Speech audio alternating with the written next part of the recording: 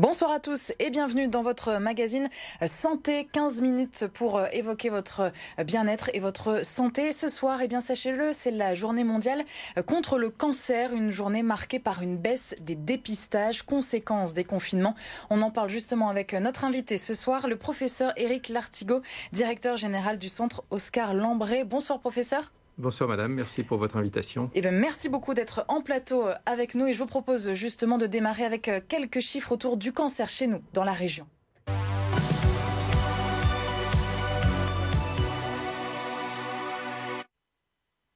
On le sait, 2020 a été une année particulière. Voilà ce qu'il faut retenir. 23 000 mammographies de retard dans notre région, dans les Hauts-de-France. Et cette baisse aussi de 2% de nouveaux patients pris en charge par le centre Oscar Lambré l'année dernière, également en 2020. Alors professeur, 23 000 mammographies donc de retard. Un chiffre alarmant pour vous ? Alors le premier message, c'est qu'il n'est pas trop tard. Ce chiffre serait alarmant si l'année 2021 était une année où de nouveau les patientes, on parle là de cancer du sein et de mammographie, ne se rendaient pas à leur convocation de dépistage. Donc il n'est pas trop tard. Ce chiffre est inquiétant. Nous allons, nous l'espérons, le compenser, accélérer un tout petit peu, redonner confiance. Il y a un enjeu de confiance. Mais le message clé est, il n'est pas trop tard. Rendez-vous au cabinet de consultation, au cabinet de radiologie, répondez à vos convocations. Parce que qu'est-ce qu'il s'est passé l'année dernière ? Toutes les activités en fait ont été suspendues. Il y a autre chose aussi, les patientes, les femmes qui n'ont pas fait leur mammographie comme d'habitude ? Alors il y a eu un effet du confinement, bien évidemment, avec la fermeture de certaines structures que tout le monde connaît, que nous avons tous vécu. Il y a eu également une crainte, sans doute, de certaines personnes, de la population, d'aller dans les hôpitaux, d'aller dans les cabinets de radiologie quand ils ont rouvert, d'aller en consultation. Alors que nous sommes prêts aujourd'hui, bien évidemment, les mesures barrières sont présentes. Le port du masque est obligatoire. Il y a encore ce risque-là aujourd'hui, presque un an après... Très honnêtement, tout ce qui est l'ambulatoire, c'est-à-dire la consultation, la prise en charge pour une radiologie, le risque d'être contaminé pour un patient qui entre dans un établissement de santé, aujourd'hui, il est nul. Alors, ce qui vous fait peur également, c'est cet autre point. Les cas qui arrivent au centre sont un petit peu plus avancés dans la maladie. Vous avez des exemples précis là aujourd'hui ? Alors ce sont des exemples encore un petit peu ponctuels, c'est aussi pour ça que nous alertons. Nous avons l'impression, par exemple, pour les femmes prises en charge pour un cancer du sein, que nous avons une proportion plus importante de femmes qui arrivent avec des tumeurs localement un peu plus évoluées, pour lesquelles nous ne débutons pas le traitement par une chirurgie, mais par une chimiothérapie. Et ces signes sont des signes d'alarme, un peu également dans les cancers digestifs. Oui, il y a eu justement des retards dans d'autres dépistages qui sont toujours très importants pour prévenir d'autres cancers. Bien sûr, en France, les deux grands dépistages sont ceux du cancer du sein et des cancers digestifs, côlon et rectum. Et en France, à l'échelle nationale, 250 000 coloscopies n'ont pas été réalisées l'année dernière. Pas que des coloscopies de dépistage, mais aussi des coloscopies de dépistage. Donc un peu le même effet, retard au diagnostic. À Oscar Lambré, quel est le cancer le plus fréquent, le plus traité que vous soignez ? Alors nous traitons toutes les formes de cancer, beaucoup de cancers féminins, cancer du sein, cancer gynécologique, mais également des cancers digestifs, ORL, et puis la pédiatrie. Nous avons également en charge beaucoup d'enfants de la région des Hauts-de-France et au-delà, que nous prenons en charge. Alors c'est la journée mondiale contre le cancer. Aujourd'hui, on le disait en introduction, on sait que les cancers du sein ou encore de la prostate chez les hommes sont les plus nombreux, mais aussi ceux qui se soignent le mieux. Est-ce que sur quel autre cancer y a-t-il des avancées notables qu'on ne connaît pas forcément ? Partout, très honnêtement, et ce n'est pas parce que je suis avec vous ce soir, dans tous les domaines, nous avons énormément progressé ces dernières années. Des champs nouveaux se sont ouverts, par exemple l'exemple de l'immunothérapie, qui est une nouvelle forme de traitement associée à d'autres traitements plus conventionnels, chirurgie, chimiothérapie, radiothérapie. Mais ces champs thérapeutiques ont fait beaucoup progresser la prise en charge, le traitement et donc le pronostic de nos patients. Donc il y a de l'espoir, parce que c'est vrai qu'il y a toujours cette idée reçue, enfin en tout cas ce mot décès, mort autour du cancer, c'est encore un petit peu tabou aujourd'hui. C'est vrai que le mot fait peur, c'est pour ça que nous insistons aussi sur les enjeux de prévention et dépistage. Le meilleur traitement du cancer reste la prévention, éviter les comportements à risque, et le dépistage, le diagnostic précoce, qui permet le traitement sans séquelles, avec les meilleures chances de guérison. Le CHU de Lille et l'INSERM ont mis au point une technologie, professeur, pour prendre en charge une tumeur cérébrale incurable. Ça s'appelle le glioblastome. C'est quoi cette technique ? Qu'est-ce que vous pouvez nous dire et surtout nous vulgariser un petit peu pour nous, grand public ? Oui, le glioblastome est une tumeur effectivement du cerveau, des cellules gliales cérébrales. C'est une tumeur grave dans son pronostic qui relève essentiellement d'un traitement par chirurgie et puis de traitements associant la chimio et la radiothérapie. Et les collègues du CHU, effectivement, avec une équipe INSERM, ont mis en place un nouveau traitement avec ce qu'on appelle la thérapie photodynamique, c'est-à-dire l'utilisation de lasers pour, en complément des traitements traditionnels, notamment la chirurgie, détruire les cellules cancéreuses dans le cerveau qui pourraient rester à proximité de la zone opérée.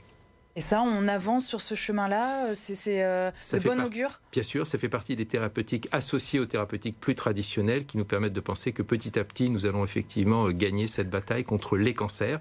C'est la journée mondiale contre le cancer, mais on devrait dire la journée mondiale contre les cancers. Les cancers, oui. Puisque c'est vraiment ça le sujet.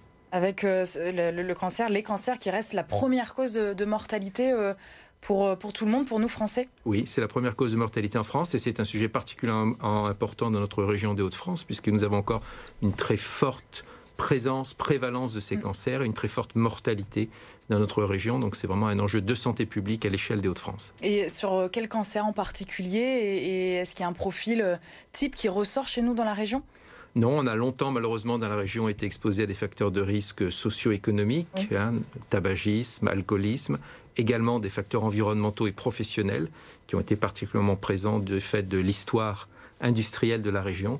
Donc cet ensemble fait que nous devons encore lutter à l'échelle des enjeux de prévention, de dépistage, d'information de la population. Et c'est vraiment ce message d'information qui est essentiel. Nous gagnons la bataille contre les cancers et les patients, la population doit aller vers ces enjeux de prévention, de dépistage, de consultation. Professeur, vous restez avec nous. Je vous propose tout de suite de continuer avec les questions des téléspectateurs.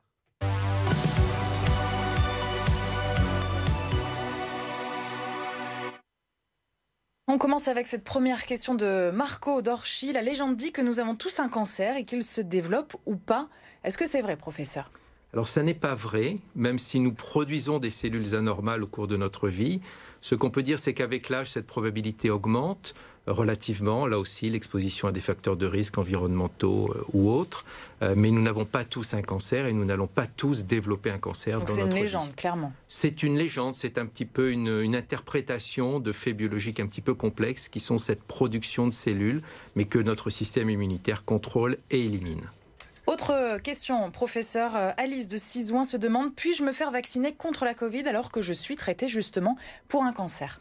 Alors la réponse est oui. Il y a très peu de situations pour lesquelles un patient en cours de prise en charge ne doit pas se faire vacciner.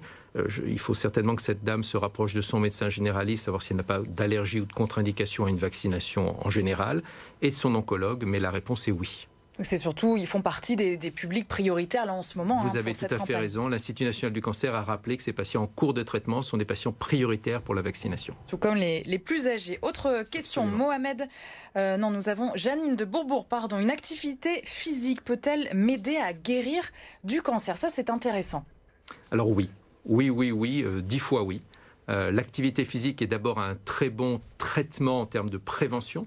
Oui, donc avant diagnostic. Et effectivement, quand malheureusement on a présenté un cancer et qu'on a été traité, l'activité physique est un soin au sens thérapeutique au même titre que d'autres soins. Au Centre Oscar Lambret, nous avons développé une politique très active sur ces enjeux de retour à l'activité physique. Il ne s'agit pas de devenir un marathonien si on ne l'a jamais été. Mais pendant le traitement, en tout cas... Pendant et après le traitement, l'activité physique est un vrai soin. Ça, c'est nouveau quand même, professeur. Non, ça fait que quelques années à peine que... Oui, c'était un peu contre-intuitif. On avait l'impression que c'était plutôt pas bien. Et en fait, on sait aujourd'hui, pour des tas de raisons, ce serait un peu long de les expliquer, mais que oui, c'est un vrai traitement. Autre question à présent, celle d'Élodie de Lincel. Mon grand-père est mort d'un cancer des poumons alors qu'il n'a jamais fumé. Pourquoi? C'est vrai qu'on se demande souvent, ça peut arriver, c'est un petit peu l'idée reçue, cancer des poumons et fumeur. C'est vrai, ce sont des situations rares mais qui existent, souvent malheureusement liées à des enjeux environnementaux ou professionnels. Peut-être que ce monsieur avait travaillé dans un environnement professionnel où il existait des facteurs de risque au cancer du poumon. Et ça arrive souvent ou pas, ça? De moins en moins, parce que ce sont des choses que l'on contrôle maintenant et que l'on connaît. Mais cette dame parle de son grand-père, donc je pense qu'à l'époque où son grand-père était en vie, sans doute il n'avait pas été vraiment dans une situation de contrôle de ces enjeux environnementaux. Et enfin, une dernière question, celle de Jean-Jacques de Neuville-en-Ferrin. Guérit-on vraiment définitivement d'un cancer? Oui. Aujourd'hui, un patient sur deux est définitivement guéri d'un cancer. Quand on parle des plus jeunes, c'est 80% des plus jeunes qui sont guéris. C'est quoi plus jeunes? Les enfants, les adolescents, jeunes adultes. Les moins de 20 ans, 80% des patients de moins de 20 ans qui ont eu un cancer sont guéris. Et dans la population adulte, on a dépassé les 50%. Donc plus d'un patient sur deux aujourd'hui est guéri. Et guéri, cela veut dire définitivement guéri. Il n'aura plus de signes, de symptômes et d'évolution de sa maladie. C'est un bon chiffre, ça. C'est plutôt encourageant, un sur deux. Oui, c'est pour ça qu'il faut aussi se battre un peu contre les idées reçues, se battre contre une politique de l'autruche qui dirait « je ne veux pas savoir, je ne vais pas au dépistage parce que je préférerais ne pas savoir ». Non, savoir et savoir tôt, c'est se donner toutes les chances de guérison. Et la rémission, juste pour rappel, qu'est-ce que c'est ? Alors la rémission, c'est la période pendant laquelle on surveille après les traitements pour s'assurer que l'étape suivante, la guérison, est bien obtenue. C'est une époque un petit peu intermédiaire qui peut prendre un petit peu de temps en fonction des cancers, mais qui aboutit le plus souvent, heureusement, à la guérison de nos patients. Merci beaucoup, Éric Lartigot, directeur général du centre Oscar Lambré, d'avoir été avec nous dans notre magazine Santé. Ce soir, on le rappelle, il faut se faire dépister. Ça, c'est important cette année surtout. Merci beaucoup. Merci à vous. Et demain, votre programme évidemment, votre magazine Top Sortie à la maison comme tous les vendredis. Et nous recevrons ici en plateau Swak, l'artiste illustrateur lillois. On est très heureux de le recevoir. Et puis évidemment, on vous donnera toutes les bonnes idées pour se divertir ce week-end. Des idées de livres, de séries ou encore de films.